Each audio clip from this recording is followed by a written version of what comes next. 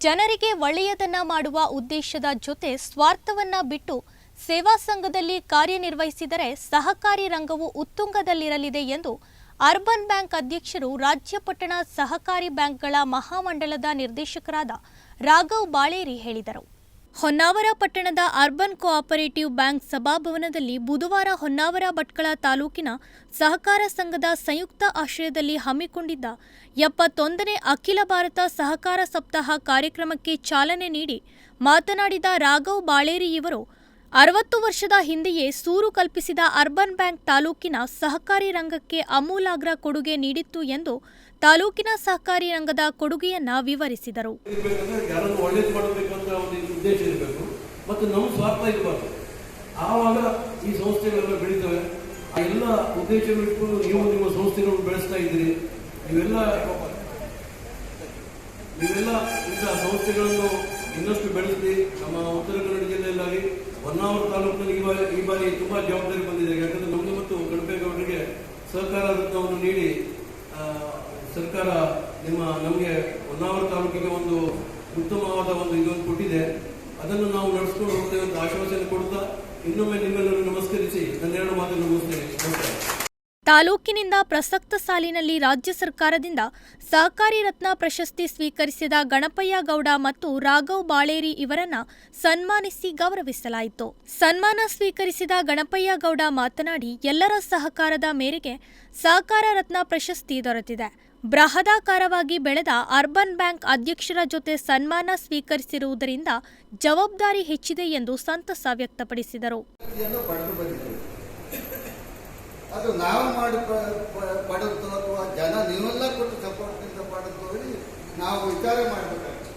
ಎಲ್ಲರ ಸಹಕಾರದಿಂದ, ಎಲ್ಲ ಸದಸ್ಯರ ಸಹಕಾರದಿಂದ ಇಡೀ ಹೊನ್ನಾವರ ತಾಲೂಕಿನಲ್ಲಿ ಅಭಿವೃದ್ಧಿ ಕೆಲಸದಲ್ಲಿ ಭಾಗಿಯಾಗೋದ್ರಿಂದ ನಮಗೆ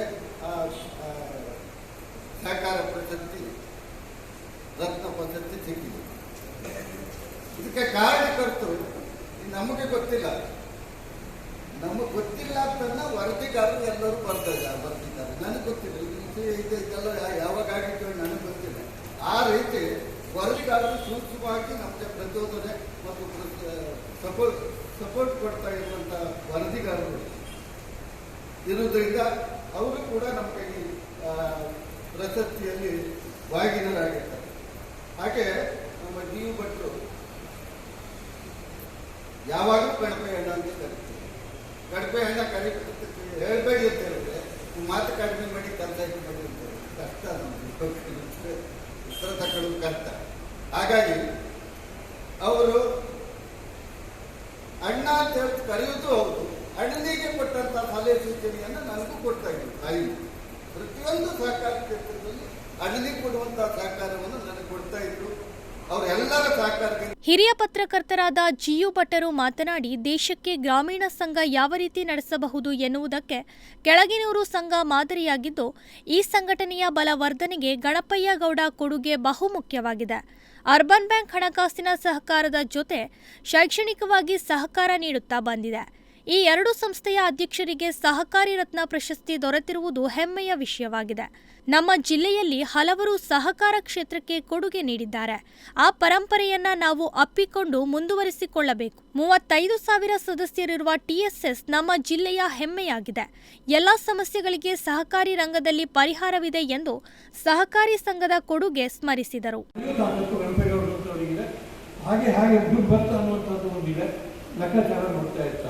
ಆದ್ದರಿಂದ 20 ರತ್ನರು ಮುಂದಿನ ವರ್ಷ ಇನ್ನೂ 4 ರತ್ನರು ಈ ತಾಲೂಕಿನಿಂದ ಬರಬೇಕು ಅಂತ ನಾನು ಆಸೆ ಪಡ್ತೇನೆ. 3 ಮಾತ್ರ ಮಿಷನ್ ಬರಬೇಕು ಅಂತ ಹಳೆಯ ಮಾದರಿಗಳಿದೆ, ಮಾಡೋದಕ್ಕೆ ಅವಕಾಶಗಳಿದೆ. ಸಹಕಾರವನ್ನು ಬಳಸ್ತಕ್ಕಂಥ ಯೂನಿಯನ್ ಅಂತ ಸಪೋರ್ಟ್ ಕೊಡ್ತಕ್ಕಂಥ ಸಂಸ್ಥೆ ಇದೆ. ಸಹಕಾರ ಒಂದು ಬದುಕಿಗೆ ಅತ್ಯಂತ ಅದ್ಭುತವಾದಂಥ ಮಾರ್ಗ ಅನ್ನೋದನ್ನು ನಾನು ಕಂಡುಕೊಂಡಿದ್ದೇನೆ. ಎಲ್ಲರೂ ಕಂಡುಕೊಂಡಿದ್ದಾರೆ. ಸಹಕಾರಿ ಕ್ಷೇತ್ರ ಮೇಲು ಸಾಧನೆ ಮಾಡಿರ್ತಕ್ಕಂಥವ್ರು ತುಂಬ ಜನ ಇದ್ದಾರೆ. ಅದನ್ನು ಹೇಳೋದು ಹೋದರೆ ಬೇರೆ ಕ್ಲಾಸ್ ಆಗ್ತದೆ, ಹೇಳೋದು ಬಯಸೋದಿಲ್ಲ. BN ಭಟ್ರು ಪ್ರೀತಿ ಪ್ರತಿ ವರ್ಷ ಕರೀತಾರೆ. ನಾನು ಬ್ಯಾಡರಿ ಅದೇ ಭಾಷಣ ಅದೇ ಜನ ಬೇಜಾರಾಗ್ತದೆ ಇಲ್ಲ. ಅವರು ಪ್ರೀತಿ ವಿಶ್ವಾಸಕ್ಕೆ ನಾನು BN ಭಟ್ರನ್ನ ಗೋಪಾಲ್ ನಾಯ್ಕರನ್ನ ಅಭಿನಂದಿಸೋದು ಬಯಸ್ತೇನೆ. ಸಹಕಾರ ನಮ್ಮ ಜೀವನದ ಒಂದು ಭಾಗ ಆಗಬೇಕು. ನಾವು ಒಪ್ಪಿಕೊಳ್ಬೇಕು. ಶೀರ್ಷಿಕೆ ಒಂದೊಂದು ಸಣ್ಣ ಸಹಕಾರಿ ಸಂಸ್ಥೆ ಮಾಡಿರ್ತಕ್ಕಂಥ ಸಾಧನೆಗಳನ್ನು ನೋಡಿ ನೀವು ಇಡೀ ತಾಲೂಕು ಸಿಗೋದಿಲ್ಲ. ನಮ್ಗೆ ಹೇಳ್ಕೊಳ್ಳೋದಕ್ಕೆ ನಾವು ಗಣಪೇಗೌಡರೊಬ್ಬರು ಬಾಳೆಯವರು ಸಿಗ್ತಾರೆ. ಬಹುಶಃ ಎಲ್ಲ ಸಂಸ್ಥೆಗಳು, ಹಣಕಾಸು ಸಂಸ್ಥೆಗಳು ಬೆಳೆಯುವ ಮುಖಾಂತರ ಜನಕ್ಕೆ ಉಪಕಾರ ಮಾಡುವಂಥ ಆಗಲಿ ಅಂತ ಹಾರೈಸಿ ಈ ಸಹಕಾರಿ ಸಪ್ತಾಹದ ಶುಭ ಕೋರ್ತೇನೆ. ಮುಂದಿನ ಉಜ್ವಲ ಭವಿಷ್ಯ ಸಹಕಾರಿಗಿದೆ. ನೀವೊಂದು ಬೆಳೆಸಿ ಮುಂದಿನ ಹೊಸಬರ ತಯಾರಿ ಮಾಡಿ ಸಹಕಾರವನ್ನು ಜೀವನದ ಭಾಗವಾಗಿ ಮಾಡುವುದಾಗಿ ತರಬೇತಿ ಕೊಟ್ಟು ತಾವು ವಿಶ್ರಾಂತಿಗೆ ಹೋಗಬೇಕು. ಅಲ್ಲಿವರೆಗೆ ಆಗೋದಿಲ್ಲ. ನಾನು 10 ವರ್ಷ ಕೆಲಸ ಮಾಡಿ ಹೊಸಬರಿಗೆ ಕೊಟ್ಟು ವಿಶ್ರಾಂತಿ ಬಂದಿದ್ದೇನೆ. ಅಷ್ಟು ಹೇಳಿ ನನ್ನ ಮಾತು ಮುಗಿಸ್ತೇನೆ. ಕೆಡಿಸಿಸಿ ಬ್ಯಾಂಕ್ ನಿವೃತ್ತ ವ್ಯವಸ್ಥಾಪಕ ನಿರ್ದೇಶಕರಾದ ಆರ್.ಜಿ. ಭಾಗವತ್ ಸುಸ್ಥಿರ ಅಭಿವೃದ್ಧಿಗಾಗಿ ಸಹಕಾರಿ ರಂಗದ ಪಾತ್ರ ಬಗ್ಗೆ ಉಪನ್ಯಾಸ ನೀಡಿದರು.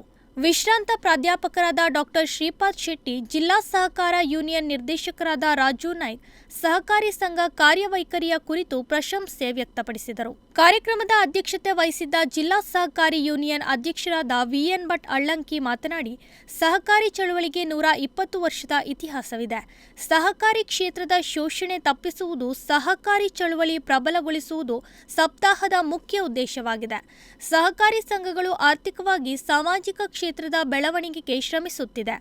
ಜಿಲ್ಲೆಯ 900 ಸಹಕಾರಿ ಸಂಘದಲ್ಲಿ 600 ಸಂಘ ಲಾಭದಲ್ಲಿದೆ.